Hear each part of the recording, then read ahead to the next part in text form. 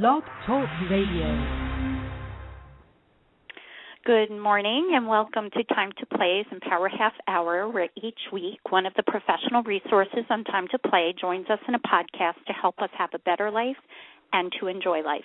My name is Doreen Guma. I'm a board-certified healthcare executive, and I've worked in healthcare since 1987. Healthcare is a very high-pressure job, as people would know, and I realized I wasn't enjoying life. So I built Time to Play to learn how to enjoy life, and I figured I'd take 1 million people with me. I'm hoping you'll embrace the Time to Play philosophy that you have to be happy, healthy, have money, and a work-life balance, and join me in your own journey to enjoy life. We all deserve to. Today's professional is Andrea Feinberg. She's a business coach and author and so much more. Andrea is probably one of the most organized and intellectual people I know, and she's here today to talk to us about keys to small business abundance, and this is something that we all would love. Good morning, Andrea. Oh, good morning, Doreen. Listening to your introduction of yourself, I realized how ideally suited today's topic will be for your philosophy, and I hope you hear that in the remarks to come. Oh, well, absolutely, because the intention, because people ask me all the time, well, how does work-life balance or how does work resources or professionals fit into the Time to Play topic? And if you are working 16 hours a day and stressed out, you're not enjoying life. And this is Andrea's absolute niche area. So let me tell you a little bit about her, because we have a ton of stuff to cover, and I know our half hour goes so fast. But Andrea Feinberg is the president of Coaching Insight LLC and drags business owners from the daily grind towards their big opportunities where they'll find a better run business, more money, happier life, and the time to enjoy it all, which, like Andrea said, is perfect for. That's why I invited Andrea to be a professional, or actually suckered her in, so pick one. She is among the pioneers of the coaching profession, having been a charter member of Coachville, the world's largest coach training program, and a graduate of Coach U, personally trained by Thomas Leonard, founder of both. She's continually added to her skill set for small business owners through certifications in emotional intelligence, behavioral analysis, and as a strategic business leadership coach. From 2002 to 2006, she owns and built the largest Long Island-based training and networking group for business coaches, United Coaching Associates. She's been profiled, interviewed, and published in many newspapers and online magazines and blogs, including the New York Times. Last year, Long Island Business News named her among the 50 most influential women in business 2011, and in February she was added to Who's Who 101 Women in E-Commerce. She's published 2 books, The Essential Coaching Book and Time Junkie, 101 Ways for Business Owners to Break the Habit and Get More Free Time Now. After 23 years of business ownership, 12 of them as a professional coach, Andrea knows that business ownership can be the path to a glorious life or one of terrible stress. She's always walked towards the former, and today she'll reveal the secrets no one ever taught her to achieve this happy, powerful result. 2 quick things. Firstly, one of the part of the Time to Play philosophy is if your business is not thriving, you also have significant stress. So Andrea is going to help us with that as well. And as you could see, I really am very lucky to have her as part of our team of professionals to help us. So today we are going to talk about surprising keys to small business abundance. And I guess we'll start out. How is this topic critical to a business to be successful? Well, I'm really glad that you included me in this series, Doreen, because your mission is so in tandem with my own for small business owners. And this particular question is a great first one because it's literally the foundation of everything I do and teach as a coach to small business owners. And I think I can say I've seen 2 reasons why I consider this topic so fundamental to business success. So the first is this. along the way of business growth, we tend to forget that our business was initially designed to help achieve our dreams, whether it's dreams for more money, independence, the ability to keep our family secure, or to contribute to the greater good. And those were our dreams when we decided to leave good jobs with predictable income and benefits to fulfill those dreams. And yet I've seen it so often that we gradually push those dreams aside as we develop a growing sense of responsibility to our business. And as the business grows, it takes on more complexity, obligations, and such. Our personal dreams gradually fade away. Our priorities are compromised because we start to believe the business comes first. And the result of this is you become a slave to an enterprise that wouldn't even exist without you. And it happens gradually, and you may not even realize it's happening until one day you look around you and you regret you're not participating in your own life any longer. So just think about the typical stressed image of a business owner that we so often see on TV or in movies. Do you ever see that person depicted as stressed out because she had to bring laundry to the office and couldn't attend a meeting that day, or he had to work on the kids' science projects, or had to prepare the holiday meal in the office kitchen and couldn't get a big project done? Mm-hmm. You never see that kind of an image. What you see... But it's kind of true. It's what happens. I mean, well, not no, for anything. You never see people bring it in their home life to interfere with their business life. What we tend to see, whether it's images of our parents when we were younger or we realize it's our own lives, is that we're exhausted because we've got to bring home a weekend's worth of work, and we miss out on family events. The business compromises family or other personal life. We never let our personal life intrude on the business. And so this is what happens. We start to let the business take the primary role in our obligations, and everything else becomes compromised when, in fact, not too long ago, we literally sacrificed that predictable salary, health benefits, maybe a paid vacation or even a company car in favor of having that dream life with our family. And we tend to shovel that aside in favor of a business. But the truth is, a well-run business can serve both sets of needs, what we typically call a work-life balance. It really can deliver value to everyone who deals with your business, whether it's your customers, vendors, or your team members, and it can deliver the life you envisioned when you decided to risk everything. So that's the first reason why I see this is so important to discuss. The second reason is this.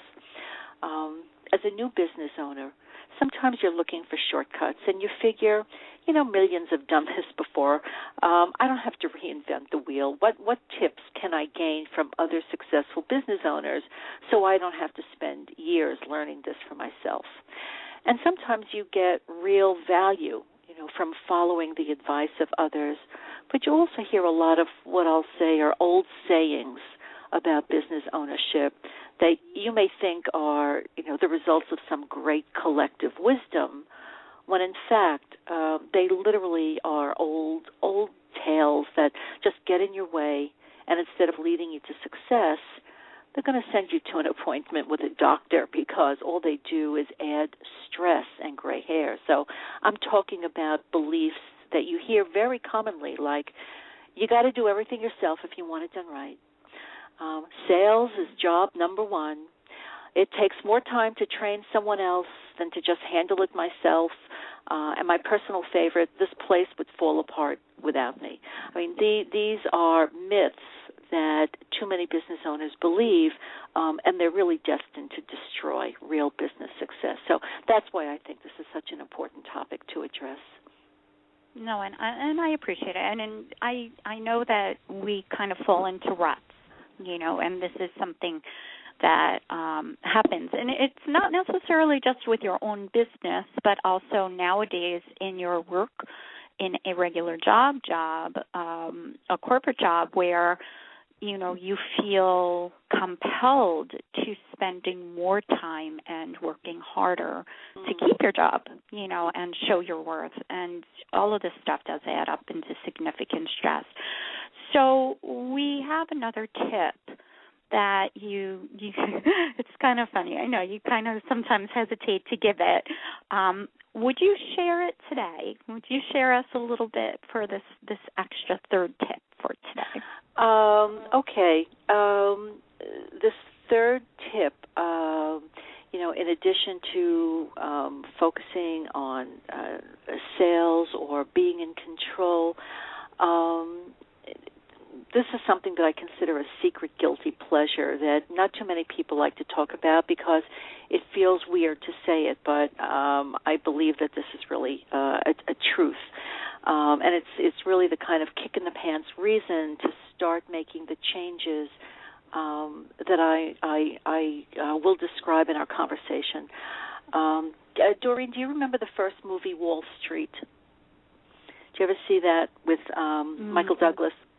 So there's a scene in the movie Wall Street where the Gordon Gekko character says, greed is good, right? And it's a really bold argument, and he went on to make his argument. So I have one that I've been told is just as bold. I believe that in business, selfish is good. And I know some people have steam coming out of their ears when they hear me say that. So I want to explain just how I mean that. In my model of business ownership, this is how selfishness really improves everything. When you realize that your dream life is in the hands of customers who will continue to buy from you or who will recommend your services and products, well, then you'll always choose to sell products of the highest quality or deliver customer-centric services, because doing so is ultimately how you get to have your dream life. When you realize that maintaining the good faith and reliability of your suppliers is critical to keeping your own customers happy and your business running smoothly, then you'll always treat those customers like gold, because having them on board with you is an important part to getting to your dream life. And when you get a really nicely placed referral from a colleague, you'll realize that you want to continue to nurture mutually rewarding relationships with them, because continuing to get those kinds of referrals is part of the path of getting to enjoy your dream life.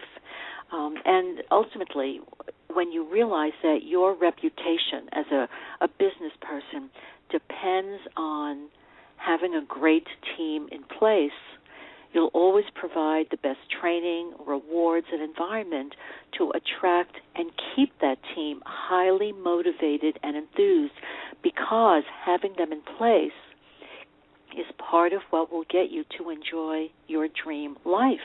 So I say you really want to hold on to your selfish dreams front and center. You don't want to compromise. You don't want to sacrifice them. You always want to know exactly what you're working for, because as a result, you'll always do the right things by your business, your team, your customers, your vendors, everyone you deal with in business, because ultimately doing so is how you get to have the dream life you've been craving. So, for me, this is key. I believe that life priorities are much bigger than business goals. And if my business goals and the way in which I put my business together is not consistent with my bigger picture goals and instead denies them, then ultimately you're going to endure a tremendous amount of stress, regret, and ultimately resentment in business. And that doesn't lead to any kind of a good decision at all. No, and I appreciate that. Reputation is absolutely key, and I think that's across the board. But I always had this component for people to strive. Nobody has to do business with you. You might be the best, but there's other like organizations. So you always have to have that bar. And treat the people the way that you would want to be treated. There are so many companies that I don't deal with because I've had a bad experience, but that's definite, and reputation is absolute key. And your people need to, be on board with that. If they make you look incompetent, then that's your reputation now. So I appreciate that. Yeah. Thank you. Well, it's absolute. I mean, that's top. And yes, if people think just being good enough is good enough, then they're not going to make it too well, are they? What practical actions can a listener take to put changed beliefs into effect? Well, I'm going to ask if I can. I want to address a little bit more about something I said a little earlier when I mentioned these old wives' tales. So I'm going to give those tips that you just asked, but I want to elaborate a little bit more on where I think some business owners are making real mistakes in business. I mentioned some of these old wives' tales earlier about you can't trust anyone else, this place would fall apart without me, and so on. And this is where I think people start to go wrong in business because they believe some of these things. And as a result, they miss out on the bigger opportunity to craft a business that's not only much more profitable, but much more designed to give them a space to enjoy their lives. So I'd like to just take a moment to elaborate on those a little bit so people hear why I'm so anti some of these old myths. One of the things I believe that people focus on tremendously in business is sales, right? That they believe the key to growth is a constant focus on sales. And obviously it makes sense. If there's no sales, there's no business. But if you're really good at it and your business grows, then you've also got to have structure and support systems in place to handle what happens after you sell, which is executing quality service or delivering first-class product, and most importantly, solving problems so your previously sold customers continue to want to do business with you. So the more you focus on selling, the more every other operational element of your business grows. And unless those other functions are structured and well handled, you're going to lose business out the back door, those former customers who are no longer getting your attention. Now, if at the same time you believe that sales is your biggest focus, you also believe that you've got to maintain control because you've got to do things. Nobody else cares about your business. You can't trust anyone else to do as good a job. It'll take too long to train them. Then you're really on a path to a heart attack because it is literally impossible to grow beyond your own capacity for excellence if you're not willing to trust others to handle the daily routine that's growing as a result of your sales efforts. You literally can't possibly keep adding to your list of clients and maintain the same level of quality you had when the business was small and you were able to give it personal attention to every detail. Things will just start falling through the cracks of your attention span. So, this is why I'm a big believer that some of these myths, got to focus on selling, got to control everything, got to handle it all, got to look over everybody's shoulder, are two diametrically opposed concepts that really lead to business and personal disaster. And I bought into this in my first business. This was me. I believed, you don't know what problems are until you've got employees. But when you try to combine that attitude with a belief in constantly building the front end of your business through sales, you're really heading towards a decline. And so often I see these beliefs working their insidious black magic, like an evil Jiminy Cricket who's sitting on your shoulder and he's whispering, "Don't trust your team, they'll mess it all up, sell more." And you need to get rid of this guy. And I think that there are some common sense beliefs and smart practices that will guide you to real success for your life through a well-run and growing business. So now I would like to answer your earlier question about, what practical steps can people take to put change beliefs into effect.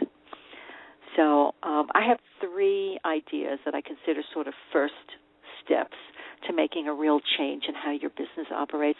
And this first one is kind of a shocker, especially if you're someone who believes you got to handle it all. You just do the math. I mean, this is really simple. You take your own hourly rate of pay and you multiply it by the number of hours you devote to the administrivia stuff. And you get that figure in your head, how much are you paying yourself to handle the grunt work because you don't trust others.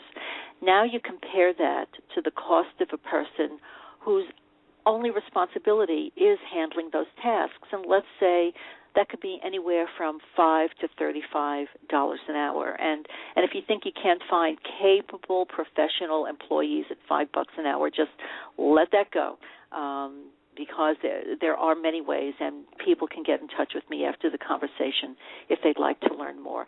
And now you just compare those 2 numbers, the difference between what you're paying yourself and what you could pay someone whose total job is devoted to handling those kinds of details, and you realize how much you're unnecessarily spending because you believe you got to handle it all. You're literally stealing from your bottom line. But it gets worse than that, because if you add to that what you're losing because you don't have time to develop strategic alliances, new product ideas, you don't have time to stay on top of changes in your field, you're missing out on bigger opportunities, you're costing your company tremendous amounts of money. So that's one thing you can do to start putting into effect the ideas that I see for effective business. Just do the math. The second tip to apply my ideas of business success is this. If you do have a team in place, whether they're on site or they're virtual, you want to consider what tasks are you doing now that you can delegate and to whom. Because once you've done the math in my first exercise, it becomes a lot easier to identify what you shouldn't be doing any longer. And if you don't have a team in place, again, I have lots of resources to help guide you through that tricky process to make sure it's done well. And the third tip to really put into effect making changes is this. You want to set aside a consistent block of time for business development work. You want to turn off your email, don't answer the phone. If you've got a door, close it. You really want to make it clear that when you're in your personal think tank, you're not available for activity or interruption. You want to put messages on your voicemail or autoresponders on email to manage the expectations of people who may be trying to reach you. Just let them know with a message that they can expect a reply within, whether it's an hour or a day, whatever is appropriate for your business. When you manage other people's expectations, they relax if they can't get in touch with you right away. And that will prevent you from being interrupted from doing the real heavy lifting work of strategic planning and envisioning. And not only will this help you from needless interruptions, it also means that if you've got other people working for you, you're starting to train them to think through problems themselves. And in the long run, that's great for you too, because you're elevating your team to handle more of the business operations and routine, and you're literally increasing the value of your enterprise because you've got a great team in place. So those are 3 strong ways that someone could put my ideas into action to start to see a distinction in having a business that really works for you as opposed to you working for your business. It's quite well. Everything that you said is extremely valid. And believe it or not, I've been asking Jim in our business to please find somebody to do the work. He absolutely hates doing clerical, but he insists on doing it himself. And he complained yesterday. He's like, I hate this job. Well, don't hate your job. make your job what you want it to be. You own the business. It's all good. So I appreciate that very much. You know what I just wanted to mention? I started a book review club on the forum. So if you go to the TimetoPlay homepage and you click forum discussion, right now I'm reading The Power of Now, but I think what I'd like to do, oh my gosh, it's the most crazy book, but I have a whole book discussion like I'm reading, and of course, you know, you hope people will answer you back, but they're not, but that's okay, because we had a lot of people view it, so I know it's helping people, and I'm like halfway through this book. So I would imagine that within the next week I'll be done, but I'd like to pick for the next book. I want to do the Time Junkie book. So between now and then, you know, like we'll just post how it's available for people to purchase, and also I would like to have it for sale on the TimetoPlay site as well. Thank you. We'll do, and then, you know, the proceeds can go to the People Helping People Fund that will donate to different charities too. That, you know, idea.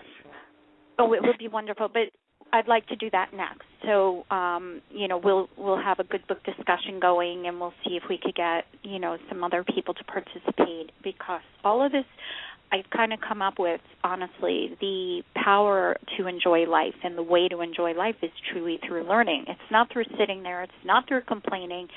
It's through learning, and I think we can do some teaching with your book. I think that would be very helpful. We only have 3 minutes left.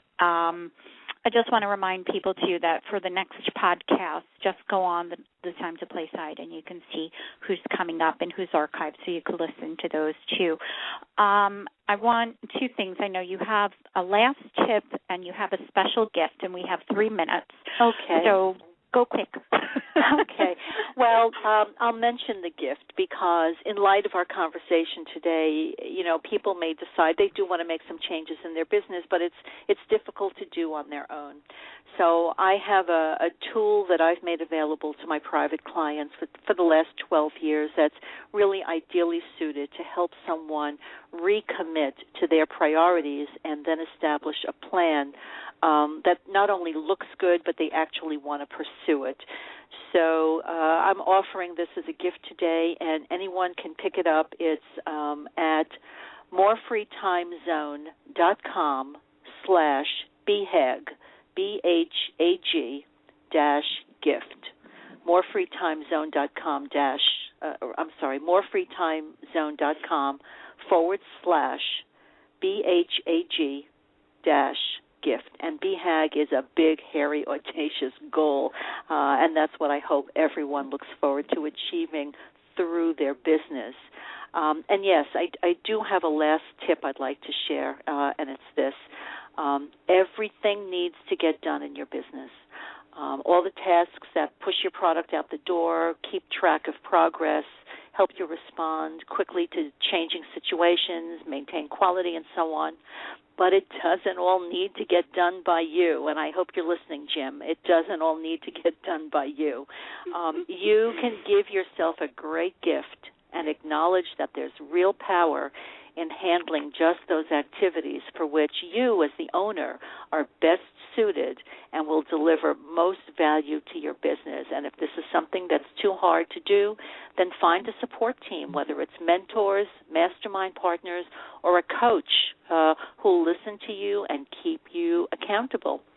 I think it's important that we review the choices we make every day on behalf of our business and decide, you know, is what I'm doing today right to improve my business and improve my life? Those things have to work in tandem. So those would be the last tips I would leave for our listeners. And if they are interested in the Time Junkie book and at the same time making a donation to TimetoPlay, they can find it at timejunkiebook.com. What I'll do is we'll put a lot of information, and I think I might send an e-blast out to just confirm everything that we spoke about. We do have a caller, but we don't have time, so I actually recorded your phone number, and I'm going to call you when we hang up. And I really can't, I have to go, I can't believe we got all that information out today. And thank you so much, Andrea, because it's I know my pleasure, truly Doreen. You've helped us, and I'm, just very grateful to, what you've been able to share for us today. Thank you. I'm delighted to do it on behalf of TimetoPlay.com. It's got a super mission. Thanks. Have a great day. Okay, you as well. Bye-bye, everybody.